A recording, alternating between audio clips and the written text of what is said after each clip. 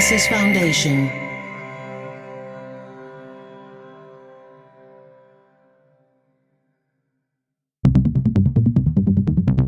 Dublab.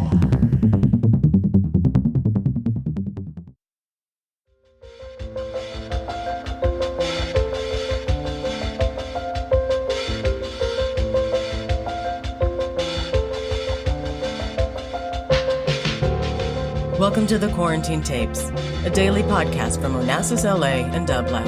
Hosted by Paul Holdengraber, this series chronicles shifting paradigms in the era of social distancing.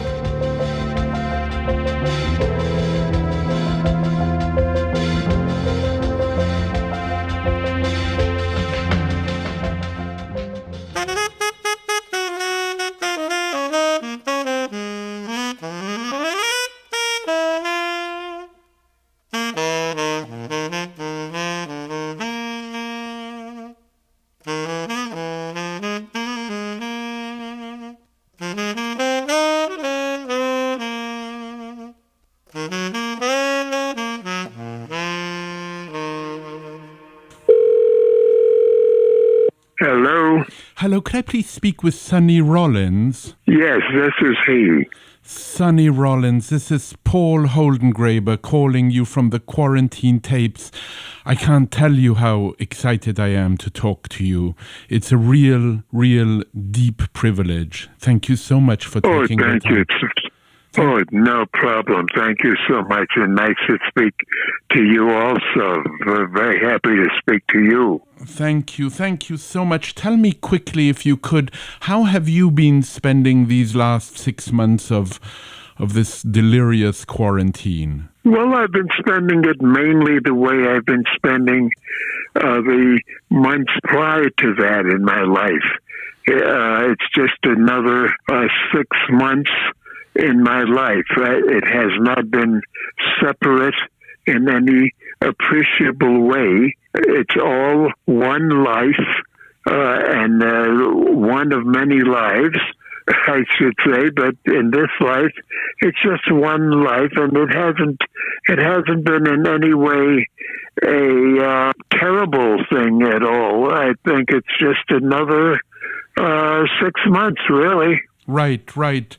I want to start, Sonny, with a quotation, because I'm a quotomaniac by profession, and there's one quotation which I'd love you to react to. It's a quotation from John Cage, and it goes like this. The title is "The Empty Studio." Said John Cage to the painter Philip Guston, "When you start working, everybody is in your studio. The past, your friends, enemies, the art world, and above all, you and your own ideas. All are there. But as you continue painting, they start leaving one by one, and you are left completely alone. Then, if you're lucky, even you leave." I wonder how that resonates with you. It sounds very nice. It sounds very good. Sounds very good to me.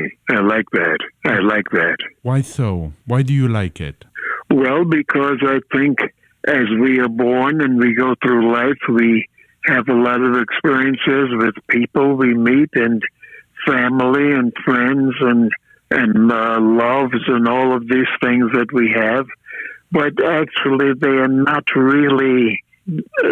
They don't really amount to anything. Everything decays in this world. These things like friends, people, everything decays. That's not what it's about. And eventually we become left with ourselves, and we have to deal with ourselves. And as we deal with ourselves, we eventually become part of the great beyond, which we all are. Then it's not our little selves anymore. Then we are part of the big self. We're part of the big self. And this is a nice way of that John Cage has put it. I agree with that very, very thoroughly, and I think it's a very nice quotation. And I think in a way also, without over-determining it, he was talking about the very act of painting and how, in a sense, Sonny, we need to get out of the way. Of course. There's so many things in life that we have to encounter, and that's why I imagine that's why we're here. We're here to learn. We're not here to enjoy, so we're not here we're here to learn. And as we learn, we realize that painting and everything has got to get out of the way. Because as we learn, then we get into the real truth, the real light. And I think it's very nice. I like that quotation very much. I'm going to send it to you. So that you, yes. I'm going to send it to you so that you can have it right in front of you when you feel like reading it. You've said, Sonny, something that moves me quite deeply. You've said those guys, all the jazz musicians you loved, are here with me, even though they're not here in the body. We have a saying in some of the disciplines that I follow that says, "I am not the body." That's very important, and that's very important when speaking about great artists I have been on the planet with. They are still here to me, all of them. I want you to unpack this. When I read that, and many times, Sonny, I just thought, gosh, I'm speaking with Sonny Rollins, and he can unpack this moment. Oh, thank you very, very much. Well, Paul, the thing is this. I, Sonny Rollins, I am here to learn. I've been fortunate that I have been given the time in this life. I definitely believe in many lives. This is just one of the many that we all live to learn about this whole, whatever it is that we're involved in. So, I guess I would say as part of the thought that says that we are not the body, and we're not the body. We're the soul. We're the soul. That wonderful thing that never can change. It's been created and is forever. It can't change. It can never do anything but exist. And that's what we are with the soul. Now it's wonderful when I think about. I just was looking, as a matter of fact, at a book about some of the great jazz musicians that I've known. Some I've known and played with. Others I've just known. And there are the images. So it's easy to say, "Oh, gee, that's someone. That's an image." But that image is there. But really, it's the soul. It's the soul that's there.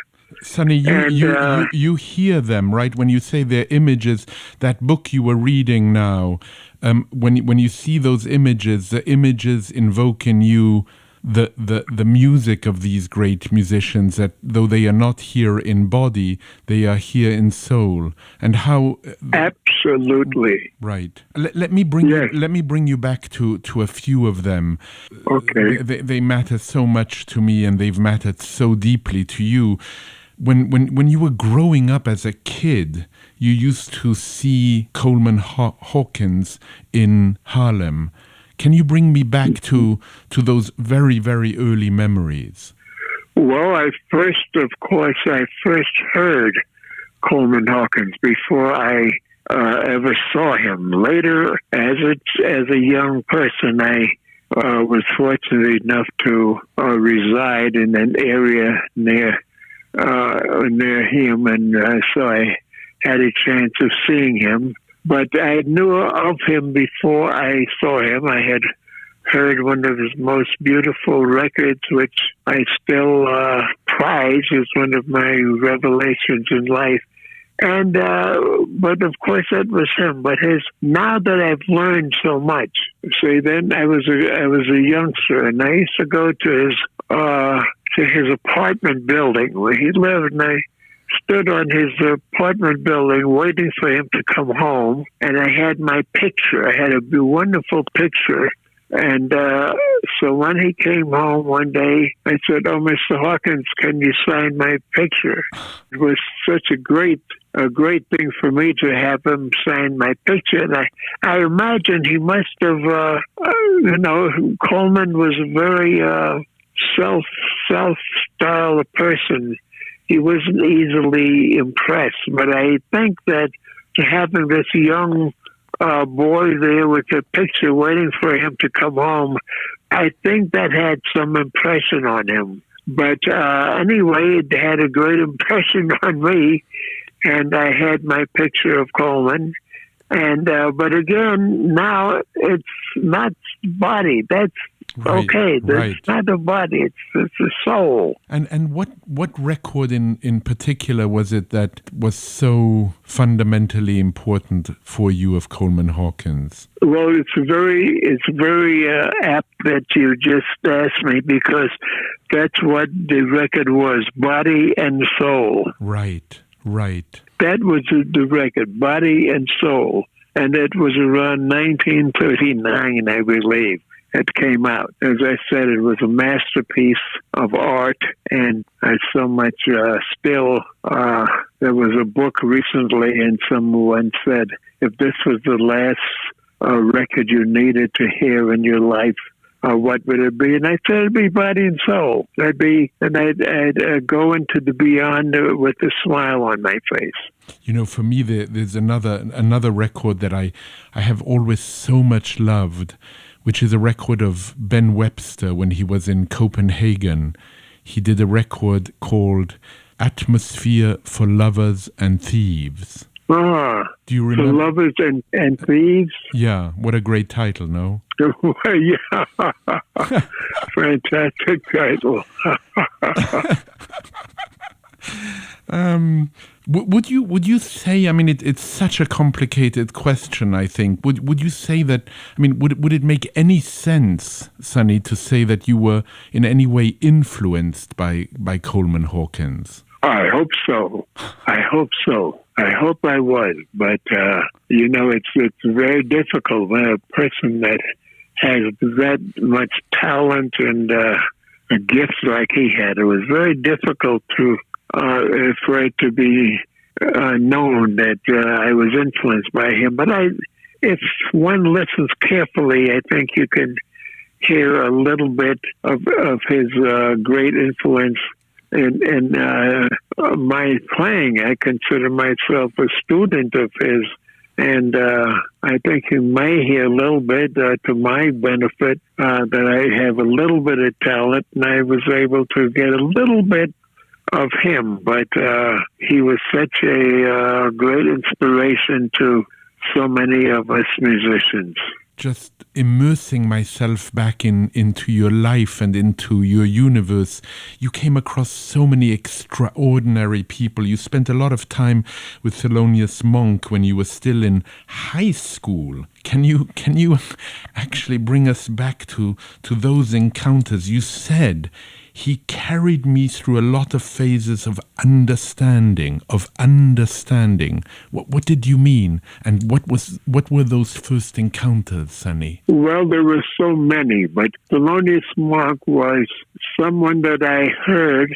As a matter of fact, I first heard Thelonious Monk on record playing with Coleman Hawkins. Coleman Hawkins had Thelonious Monk as his accompanist.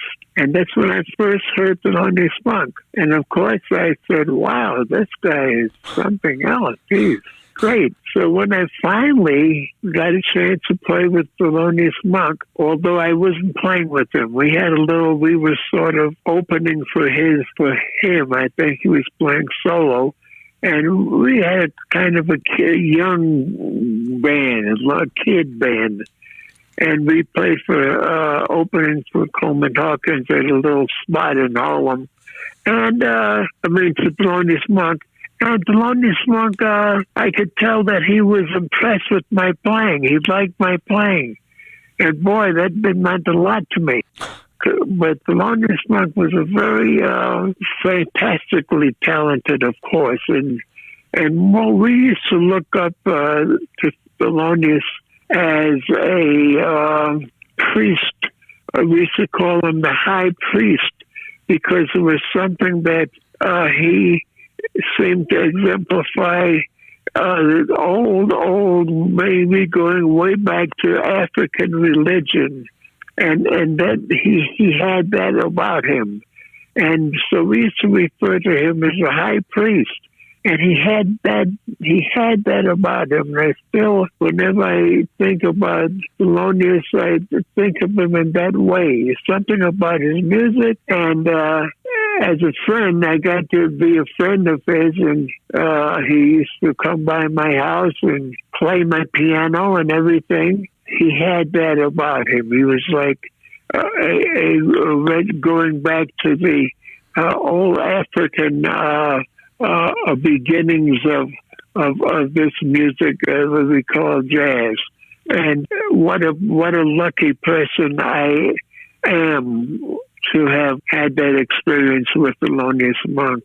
Tell me, Sonny, there's one line that I've always really liked of Sun Ra. By the way, did you ever come across Sun Ra? Oh, sure. Yes, I met Sun Ra back in the 1940s in Chicago, and we actually played. We did a concert together at a place called the Rum Boogie. And he was known as, his name was Sonny Blunt. And yes, I knew Sun Ra back then in Chicago in the 40s. And then, of course, through the years, right, we've known each other. He said something that I think you could expand on, and I'd love you to. He said jazz in all stages of its development had to do with freedom. Otherwise, it wouldn't be jazz. Absolutely. Absolutely. That's so true. And that's, wow, that's very profound. And that's why jazz is so different in a sense, because when I think about jazz, you have to think about the social aspect of jazz being played in a society in which was reviled and looked down upon, and the guys that played it and broke through so many of the barriers of the day. The blues guys, they played and everybody accepted them, and that was it. You came to see them. Jazz, we had to break through things that were already set up. Well, you're not supposed to play this technical. Not supposed to do that. We had to do that. You say, where's it? Think about the great blues players. Well, they played what they played, and everybody accepted them for that, and that was it. They didn't have to break through anything. They did what they did. Jazz is a music of freedom, as Sun Ra said, because we had to create. We had to fight. We had to struggle. We had to break down our barriers, And that's why jazz has something special about jazz, something quite a little bit different about jazz than it is some of these other black music. So it encompasses all of them, of course, but it has that element too of bravery, and struggle also, and freedom. As they're playing that and having to do that was freedom. That entailed freedom to even attempt to do what the jazz people were doing. What a lucky person we are that you had all of these encounters that you, in a way, brought into your body and then played for us all to hear. Thank you, Paul. With Coltrane, another one of the extraordinary people you came across in your life in a very deep way. You were on a common, you say, spiritual quest. We were, you said, both reading a lot of books about spiritual things, Buddhism, Sufism, and I was into Rosicrucianism. And we talked about music reflecting those disciplines. We were optimistic about things. Coltrane and I would talk about changing the world through music. We thought we might get so good that our music would influence everything around us. I wonder, Sonny, can you say more about this vision you both had of how music can change the world, and do you think in some way it can and does? Well, I know that Coltrane was a very blessed soul. He was a person who had one vision. He had his vision. Again, it was a very spiritual vision. And it was such a gift for me to have known Coltrane and been around him. He helped me so much, and he liked my playing, which I thought was good, because I was, in retrospect, I said, oh, well, gee, I was a kid to Coltrane, but he liked my playing, and therefore we had a mutual relationship. But as I got to know him personally, and we became good friends, and we talked about yoga and Buddhism and everything about that, then I began to see an aspect in him which was very highly spiritual beside the music, and it came into the music, and I saw where his music came from. His music came from a high place. It came from a high spiritual land, if I can put it that way. And I was so fortunate to have Coltrane as my friend. As I said, as I got to know Coltrane, I began to see that he was a spiritual father in many ways. He was one of these people that were more than a person. He was a soul. He was a great spirit. And so much of his life had nothing to do with anything but his music. And there was nothing to do with it but anything but his music. I mean, yes, I'm sure he had a nice family and everything like that. But what he gave to us was his music. And what a fortunate person, again, I have been in my life. How blessed I have been to been that close to John, I've been so blessed. How beautiful, Sonny. It feels like in this moment in your life, you've stopped counting your blessings because there are just too many. Too many. That's right. That's right. That's right. I wonder, Sonny, at this moment in life, as you're not playing, what is the music that sort of goes around in your head and in your soul? What does it sound like? Well, Paul, it's like this. I don't play. It's responsible for me to play my instrument anymore. So, but there's always remnants of my manipulating my horn and all of this stuff and melodies and things that and I hear a little music. I don't listen to a lot of music, but I hear music from time to time, and all of these things still reverberate in my mind. And I have, oh yes, I can do this, I can do that. Of course, I can't do that anymore. But the act of manipulation of my instrument, all of that is still with me. So that's still there.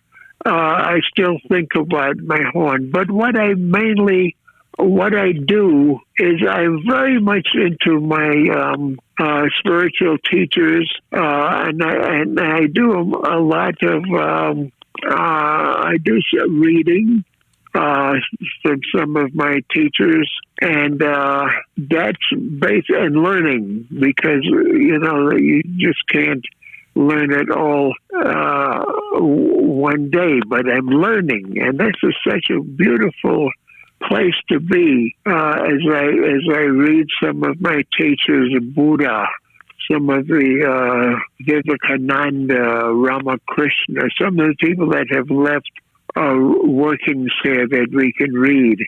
So I've read them, I've tried to live by them, I've tried to experience them, not just by reading about them, but by living them. And it's such a fantastic, it's just like being born again. It's like being born again, and that's how I live every day now. as I learn and I put this material world in its perspective, which is really non-existent in a sense. But we're here. We have to go through it, this materialistic world. But it's just that now I realize it doesn't. It's not really. It's like an illusion. It's not really anything real. This materialistic world and this body that I'm in and all of that. It's not really actual. It's just an illusion. But so that's how I'm enjoying my existing days now on the planet. I'm very much into the spiritual people that we mentioned, Buddha and great people, Jesus Christ, and these great teachers.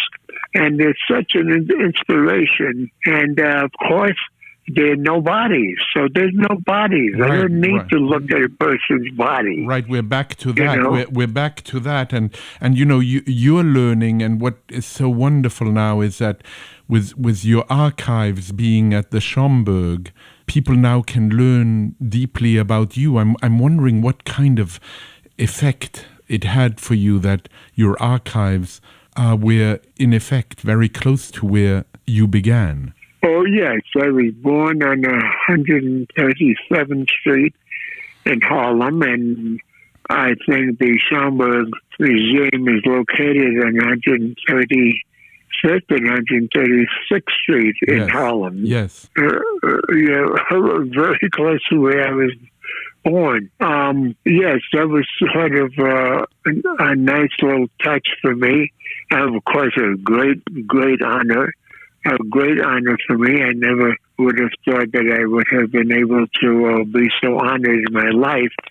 But again, I don't dwell on that because, it's wonderful that it happened, you know. Yeah. It's just wonderful to know that you're next to James Baldwin, and rightly so. In the liner notes, Freedom Suite, I think, of 1958, you wrote, "America is deeply rooted in Negro culture, its colloquialism, its humor, its music.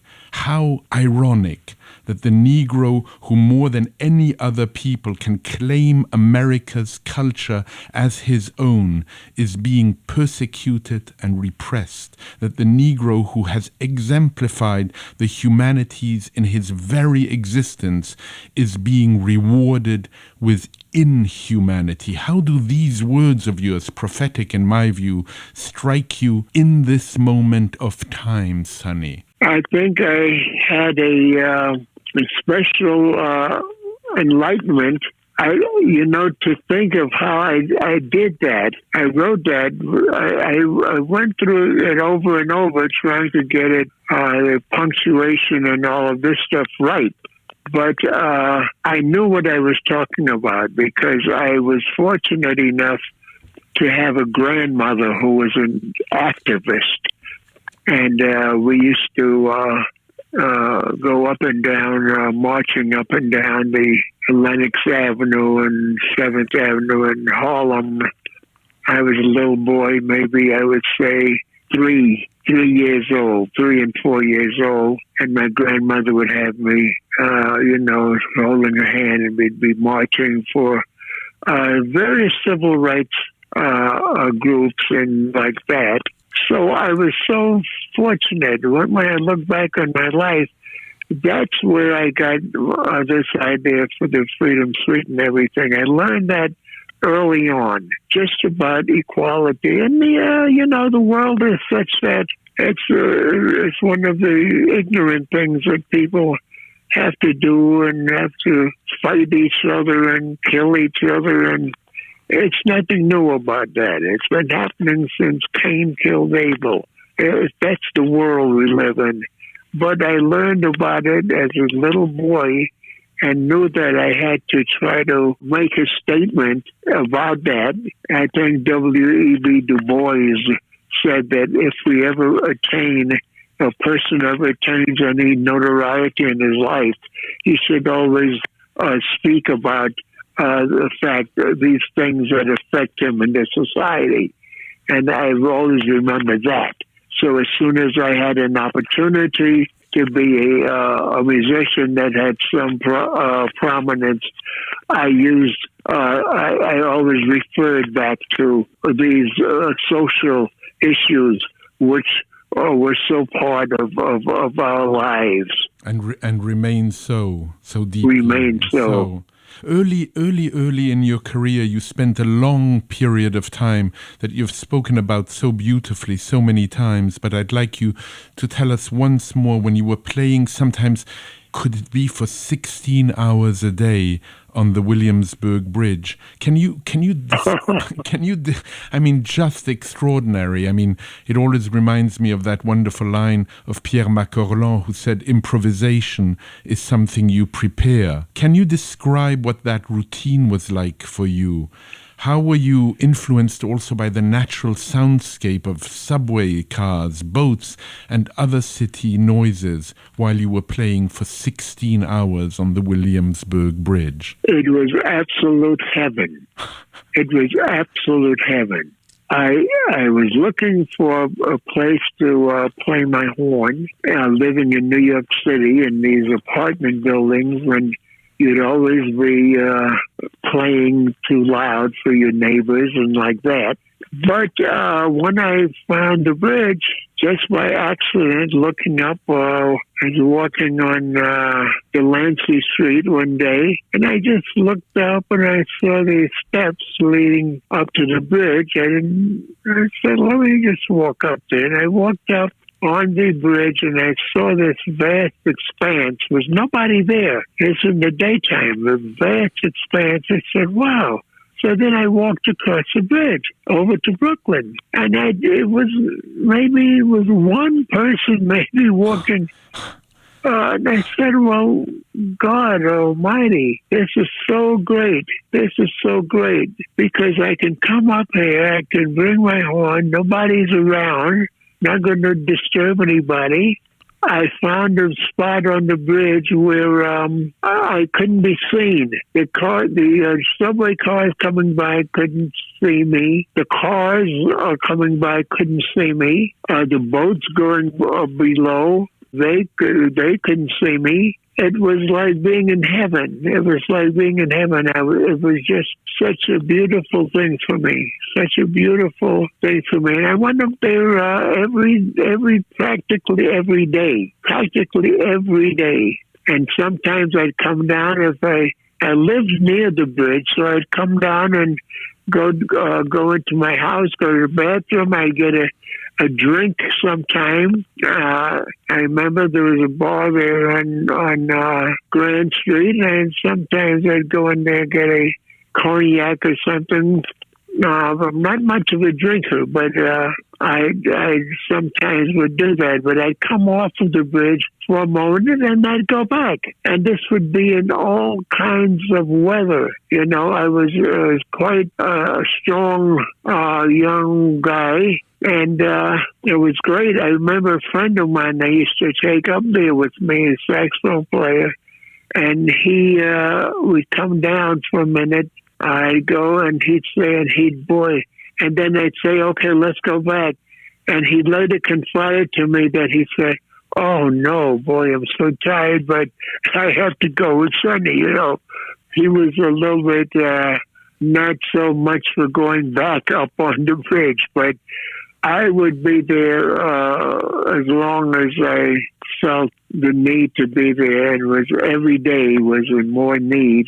Fortunately, I had my lovely wife at that time who had a very nice position, and she sort of was able to support us during that period of time. And so it was perfect. It was one of the most beautiful things that I've ever experienced in my life. And that experience you brought back to your playing later on, and I'm wondering when you think, Sonny, about listening across the bandstand and the sheer democracy of improvisation. How do you explain that moment of being fully in the moment? How walk me through what that means.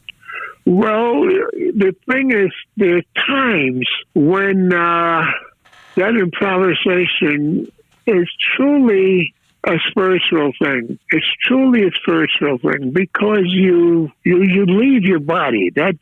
Forget the body. Leave that. That's nothing.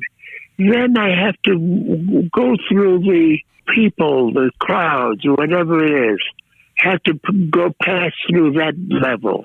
And then I pass through that level. And improvisation just keeps you in another world. It's a world which doesn't exist here on this planet. It doesn't exist. It exists in well, I've used the word heaven before, but I can use it again.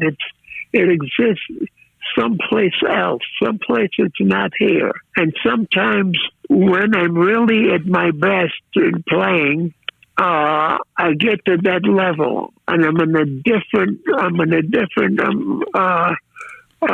medium. I'm just someplace else. Play has nothing to do with me as a human being standing up playing an instrument, or in a material world, or with human beings and with people listening to you. And the venue and all, it has nothing to do with that. Nothing to do with that. It's beyond that. That's when improvisation, I didn't reach that level all the time, but I reached it sometime, and whenever I did, it just gave me the inspiration to keep trying to reach it all the time. Of course, that's why I keep practicing, right. And I'm trying to reach it all the time. But Sonny, when you think back of those moments, which we could call epiphanies, we could call it that you was a vessel in service of a greater power. Can you bring me back perhaps to one singular moment, Sonny, when that happened fully? Well, boy, fortunately, I had a few, and it's if you have to think back of one singular moment, boy. You know, when I have these, everything just comes out. I don't have to think about it, about what I'm doing. It comes out so easily. Of course, I never want to think when I'm playing anyway. I never want to think. I want to let the music play itself. It's very hard, maybe because I'm now 90 years old. It's not, I can't retrace those moments. Sonny, you persevere, and you remind me. My father died at the age of 97, and at 91, wow. he would always say, when people would ask him when he would retire, he said, "I'm too old to retire."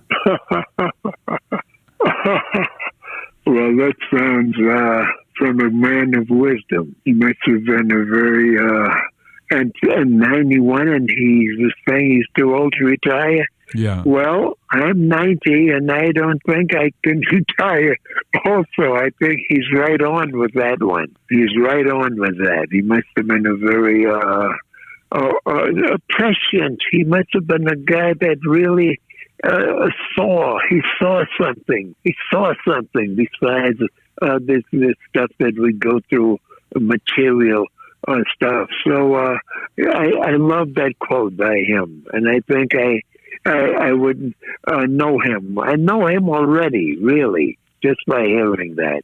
But it struck me to say this to you, because speaking to you, I have this feeling that we're connected, and you're connected to all those people who you came in contact with, whether it's Hawkins, whether it's Monk, whether it's Train, whether it's Bird. It's as if they're all in you, in your soul. They inhabit you. Their music is with you. Well, that's a beautiful thought. And reach one of my things. I always wanted to be in that stratosphere with these people, and it's it's much more than I think I deserve. I'm still, don't forget, Paul, I'm still learning. I'm still learning. I mean, like your father said, I'm too old to retire, so I'm still learning. So I don't know whether I can deserve that all of these honors you're sending my way, but I am still learning. So I hope to one day get to the place where I feel, well, now I've got it all. Now I can retire. I don't know if I ever will, but at least it's something to keep striving for. It makes life worthwhile. It's what life is about. Sonny, thank you so much for this. It's really been so wonderful to talk to you. Deeply wonderful. Thank you for taking this time. Thank you so much for inviting me to talk to you. And, what you say, God bless, and keep the faith and stay strong. It's all good. Always think positive and nothing negative. Everything is positive. And take care of yourself and all of this stuff. You too, Sonny. Until soon, I hope. Okay, man. Bye-bye. Okay, bye-bye.